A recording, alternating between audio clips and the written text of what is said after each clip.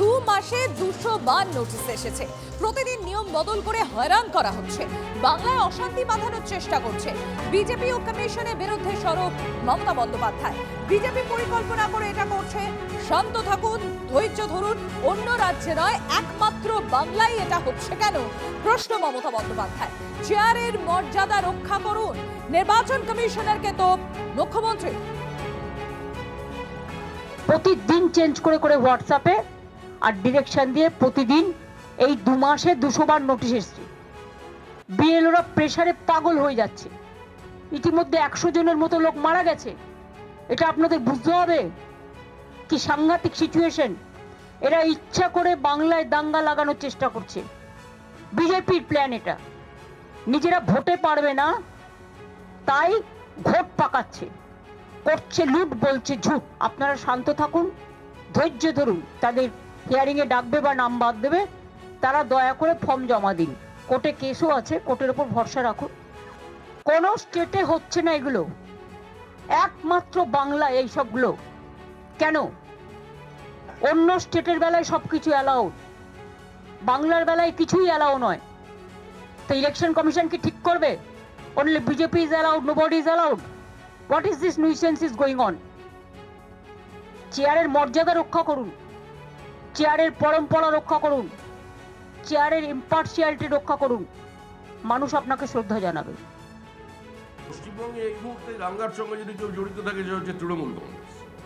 যে দলের বিধায়ক বলে প্রকাশ্যে যে আমি 70%কে আছি বলে 30% হিন্দুকে কেটে ভাগীরথীর জলে ভাসিয়ে দেবো, তারপরে মুখ্যমন্ত্রী চুপ করে থাকেন, তাহলে দাঙ্গা লাগানোর অনুপ্রেরণাটা কোথা থেকে আসছে? মুখ্যমন্ত্রী নিজে যখন ঈদ উল ফিতরের মঞ্চে দাঁড়িয়ে বলেন বিজেপি ইজ প্র্যাকটিসিং ধর্ম ইজ এ গন্ধা ধর্ম, তার অর্থ কি? এই যে 2 কোটি 2.5 কোটি মানুষ আমাদের ভোট দিয়েছেন, আমাদের 12 জন সাংসদকে জিতিয়েছেন, তাহলে এখানকার মানুষরা যারা পুজো আর্চা করেন, যারা লক্ষ্মীর পাঁচালি পড়েন, সন্ধ্যাবেলা ধুনো দেন, তুলসীর তলায় বাতি জ্বালায়, এরা সব গন্ধা ধর্মের প্রতিনিধি। ফিরহাদ হাকিম যখন প্রকাশ্যে দাঁড়িয়ে দাওয়াত ইসলামের কথা বলেছিলেন, মুখ্যমন্ত্রী কেন কোনো প্রতিবাদ করেননি? এসআইআর এর কাছ থেকে অব্যাহতি চেয়ে দিকে দিকে গণ ইস্তফা। এবার কোচবিহারের দিনহাটায় গণ ইস্তফা বিএলওদের একাংশে। শুধুমাত্র হোয়াটসঅ্যাপের মাধ্যমে কমিশনের নির্দেশে হয়রানির অভিযোগ। বুথ লেভেল অফিসার সুমন কল্যাণ রয়েছেন আমাদের সঙ্গে। আমি একবার সুমন কল্যাণের কাছে জানতে পারি, সুমন কল্যাণ, কি বলা হচ্ছে বিএলওদের তরফ থেকে? যেটা অভিযোগ করা হচ্ছে যে শুধুমাত্র হোয়াটসঅ্যাপের মাধ্যমেই কমিশনের নির্দেশ এবং সেই নির্দেশে হয়রানির অভিযোগ, কি বিষয়? দেখো, আজকে দিনহাটা যে ঘটনা ঘটেছে, বিএলওদের যে মঞ্চ রয়েছে সেই মঞ্চের সদস্যদের একাংশ তারা কিন্তু আজকে বিক্ষোভ দেখিয়েছেন এবং দিনহাটা 2 নম্বর যে ব্লক সেই ব্লকের সামনে তারা বিক্ষোভ দেখিয়েছেন, বিডিওর সাথে কথা বলেছেন এবং তাদের গণ ইস্তফার কথা তারা জানিয়েছেন। এবং তাদের যেটা বক্তব্য, যে তাদের বক্তব্য যেন ঊর্ধ্বতন কর্তৃপক্ষের কাছে পাঠানো হয়, তারা সেই মতো ব্যবস্থা গ্রহণ যেন করেন, কারণ বিএলওর কাজ তারা করতে চান না। গোটা কোচবিহার জেলায় 12টি ব্লক রয়েছে এবং 12টি ব্লকের মধ্যে দিনহাটা থেকেই আজকে এর সূত্রপাত হয়েছে এবং এদের বক্তব্য স্পষ্ট। বিভিন্ন সময়ে বিভিন্ন রকমের নোটিফিকেশন আসছে, সেই নোটিফিকেশন অনুযায়ী কাজ করতে হচ্ছে, অর্ডার চেঞ্জ হয়ে যাচ্ছে। এইগুলো তারা করতে চাইছেন না, হেনস্থার শিকার হচ্ছেন। পাশাপাশি আরো জেলাতে যে ব্লকগুলো আছে সেখানে কিন্তু এখনো ঠিকঠাক মতো করেই এখনো পর্যন্ত চলছে। ফলে সব মিলিয়ে এই দিনহাটা, দেখো দিনহাটা কিন্তু আগাগোড়াই একটা সেন্সিটিভ জায়গা, আগাগোড়াই একটা গন্ডগোল প্রবণ একটা এলাকা। সেখান থেকে কিন্তু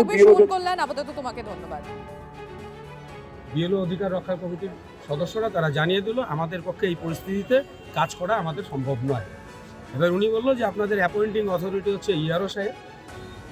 তা সেক্ষেত্রে স্বাভাবিকভাবে প্রশ্নটা যে সেই অ্যাপয়েন্টমেন্ট অথরিটি ইআরও সাহেব, আপনি তো আপনার থ্রুতেই যেহেতু আমরা পেয়েছি, আপনি একজন ইআরও হিসাবে আমরা সেখানে লিখেও দিয়েছি, আপনি সেটা পাঠিয়ে দিন।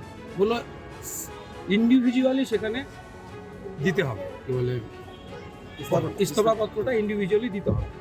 তা আমাদের পরিষ্কার বক্তব্য, প্রয়োজনে আমরা ইন্ডিভিজুয়ালি দিতে আমাদের কোনো আপত্তি নেই। ওনাদেরকে পরিষ্কার বলা হলো আমরা এই গণ ইস্তফা আপনি আপনার ইআরওর কাছে পাঠিয়ে দিন। যদি সেটা আইনগতভাবে বৈধ হয় ভালো কথা, যদি অবৈধ হয় আমরা প্রয়োজনে ইআরও সাহেবের সাথে দেখা করে, যদি ইন্ডিভিজুয়ালি দিতে হয় পরবর্তী পদক্ষেপ বিএলওরা নেবে। রাজ্য জুড়ে এসআইআর বিতর্ক আর এই বিতর্কের মাঝে গণ ইস্তফা বিএলওদের। নন্দীগ্রাম বিধানসভার 107 জন বিএলওর গণ ইস্তফা। একটু আগে দিনহাটার ছবিটা আপনাদের সামনে আমরা তুলে ধরছিলাম, এবার নন্দীগ্রামের ছবিটা দেখাই। নন্দীগ্রাম বিধানসভায় 107 জন বিএলওর গণ ইস্তফা। প্রতিবাদ মিছিল করে এদিন 107 জন বিএলও বিডিওর হাতে ইস্তফা পত্র তুলে দিয়েছে। কাজে গিয়ে মানসিক চাপের শিকার হচ্ছেন বলে অভিযোগ বিএলওদের, আর সেই কারণেই কাজ থেকে অব্যাহতি চায়। এই দাবিতেই গণ ইস্তফা বিএলওদের।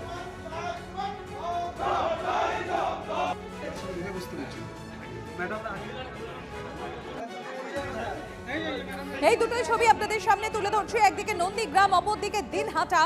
আপনারা জানেন নন্দীগ্রামে একটু আগেই যে তথ্য আপনাদের সামনে আমরা তুলে ধরছিলাম, 107 জন বিএলও বিডিওর হাতে ইস্তফাপত্র তুলে দিয়েছেন। দেখুন সেই ছবি আপনাদের সামনে তুলে ধরছে, এবং অপরদিকে দিনহাটার ছবি, সেখানেও বিএলওদের একাংশ আজকে তারা গণ ইস্তফা দেয়।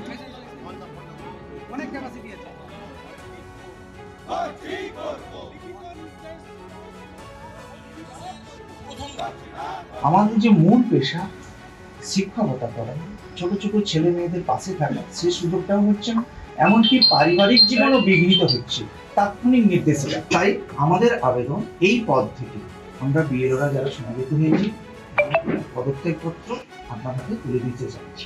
আজ থেকে আমরা এই কাজ থেকে আমরা বিরতি চাইছি, অব্যাহতি চাইছি। তার জন্য আপনার কাছে আমরা এসেছি আমাদের সেই গণপদত্যাগপত্র। হলদিয়ায় শতাধিক বিএলওর গণ ইস্তফার হুঁশিয়ারি। মানে এর আগে আপনাদের সামনে নন্দীগ্রাম, দিনহাটার ছবি তুলে ধরছিলাম, এবার হলদিয়ায় দেখুন সেখানে শতাধিক বিএলও কিন্তু তারা গণ ইস্তফা দেননি, হুঁশিয়ারি দিয়েছে। বিডিও অফিস ঘেরাও করে তারা বিক্ষোভ দেখিয়েছেন এবং গণ ইস্তফা দেওয়ার হুঁশিয়ারি দিয়েছে। দ্বিতীয়বার শুনানির নোটিশ দিতে নারাজ, দাবি না মানলে বৃহত্তর আন্দোলন, গণ ইস্তফার হুঁশিয়ারি বিএলওদের।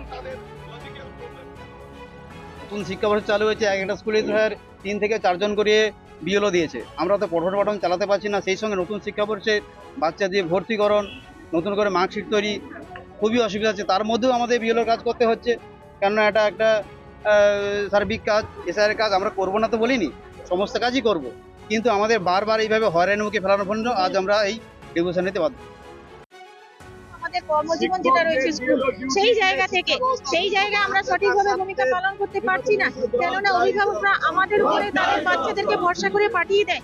আজকের যদি আমরা সেই স্কুল থেকে অনেকটা দূরে রয়ে গেছি, আজ কয়েক মাস ধরে কাজ চলছে, তাও আমরা এখনো কমপ্লিট করতে পারলাম না। তাহলে এরপরে আমাদের যদি বিশ্বাসযোগ্যতা হারিয়ে ফেলেছেন নির্বাচন কমিশন, আমাদের উপর থেকে বিশ্বাস হারিয়ে ফেলেছেন, না হলে আমাদের করা কাজকে দ্বিতীয়বার এরকম বারে বারে কেন পাঠাচ্ছেন? তাহলে কি আমরা কাজটা সঠিকভাবে করতে পারছি না? আমাদের কি কোনো খামতি থেকে যাচ্ছে?